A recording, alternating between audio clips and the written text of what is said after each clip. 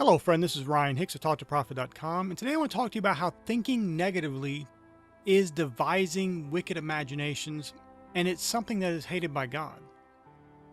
Proverbs 6:16 through 19 lists these 6 things that the Lord hates. Yea, 7 are an abomination unto him. And it lists these things: a proud look, a lying tongue, hands that shed innocent blood, a heart that deviseth wicked imaginations, feet that be swift in running to mischief, a false witness that speaketh lies, and he that soweth discord among brethren. Now I want to focus in on that one aspect: a heart that deviseth wicked imaginations. Because I don't think people understand this. They just think this is somebody scheming and planning to go out and harm people, a criminal, a warlord, or something at that peak level of evil. But that takes it away from something that could apply to you. It's something that you can benefit from knowing about. Now, first, let me explain what hating here is talking about. This is something that is odious. It is disgusting to God. The idea here is not God as a human being hating someone. The idea here is that you are putting yourself outside of the blessing of God, outside of the goodness of God, outside the grace of God. While those things are always available to you, you're not able to receive because you are doing these things. You are devising wicked imaginations. Now, wicked imaginations is not just all these dreadfully evil things of murder and wars and all these things. It is the very thought that you have that is negative, that is doubtful of God, that is doubtful of the goodness of God. Where you're speaking forth those negative things about yourself and others, you're devising wicked imaginations. When you're sitting there ruminating on all the bad things that could happen to you, you are devising wicked imaginations. This is very powerful, because if you'll change and renew your mind to the truth and the focus on the positivity, the goodness of God, you are no longer cut off from that blessing. You're no longer cut off from that goodness. You're no longer able to only receive a little bit of the goodness and blessing of God. You open the floodgates. But you have to decide that these imaginations of your heart are not going to be wicked imaginations. You're going to be devising things that are true, that are honest, that are just, that are pure, that are lovely, that are of good report, that are virtuous, that are praiseworthy. Those are going to be the imaginations of your heart. People will sit through life worrying about things that never happen, creating imaginations about how the boss is going to treat them poorly, or their friend's going to do something bad, or this negative experience is going to happen, and devising all these wicked imaginations.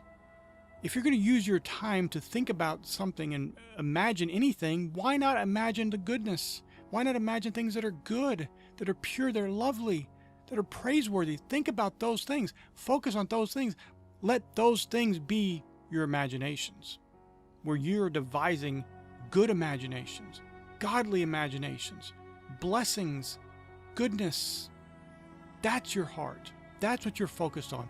That is what is a product of your imagination, not negativity. If you're going to work, or you're going to friends or family or whatever, and you guys are just sitting around dreaming up negativity, talking about what you heard that was negative, proclaiming your wicked imaginations about how this bad thing could happen, that person over there is bad, oh, you know that person's going to do, and just focus on negativity, how can you receive the blessing of God?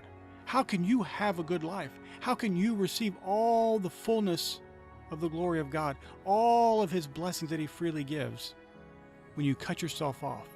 You put yourself in a position of being odious, of having that wicked imagination welling up out of your heart, and it's not what you want.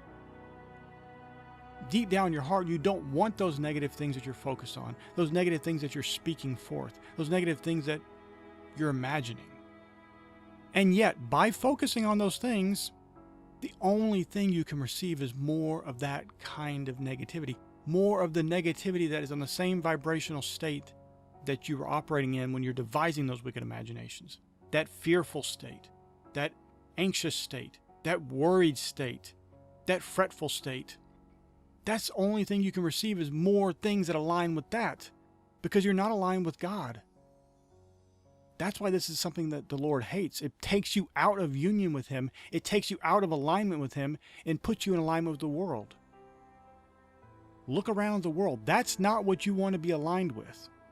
You want to be aligned with the Creator of all things, the source of all things, and His infinite goodness and blessing and mercy on you. Now, this is often a habit people have formed of devising wicked imaginations.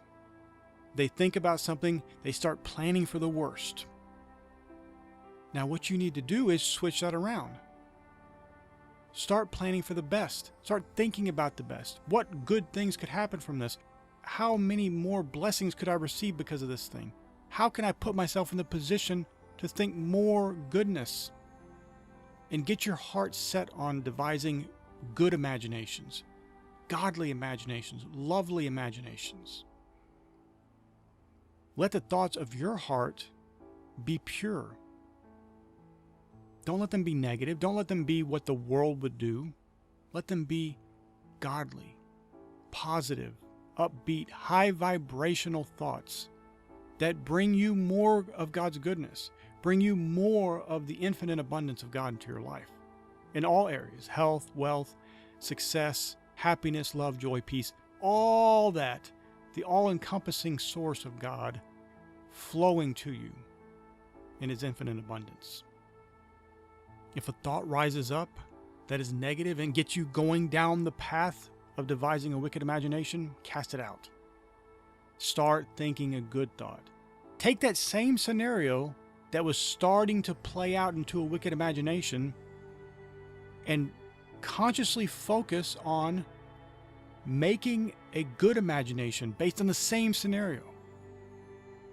And when you start doing that, over time, you create a habit where you start to do that naturally. But more importantly, as far as for your experience and manifestations you receive in this life, you'll start to receive more good things, more things to think good about, more things to think positively about. And it becomes a cycle of goodness, of blessing, of abundance, of opulence, of luxury, of health, of happiness, of peace, of love. It just keeps flowing onto itself. Because God's abundance is never ending, it's infinite. So when you do that and you focus on the good, and you only think about those good things, you will start to have the good life, the abundant life that Jesus came to give you. My friend, I pray this is a blessing for you. May God bless you richly.